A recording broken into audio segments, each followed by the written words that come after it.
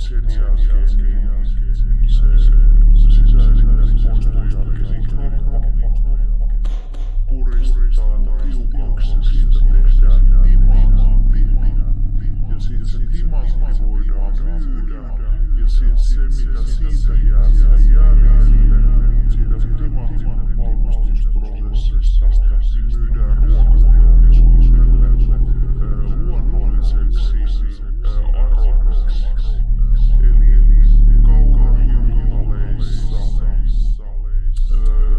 valmistuksissa, jossa käytetään tätä jätettä, mitä tulee, kun näitä ihmislapsia ja ihmisiä prosessoidaan.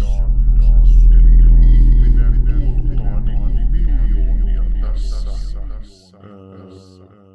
tavallaan järkyttävässä lajissa. Ja Rocky Mountainilla on jopa 80 kerroksia fasiliteetti, jossa on eri kerroksia, jossa lapsia, osa lapsia, joita kutsutaan kuulemma nimellä Expendables, eli tavallaan tämmöiset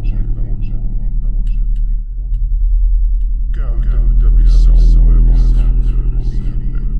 joita sitten voidaan käyttää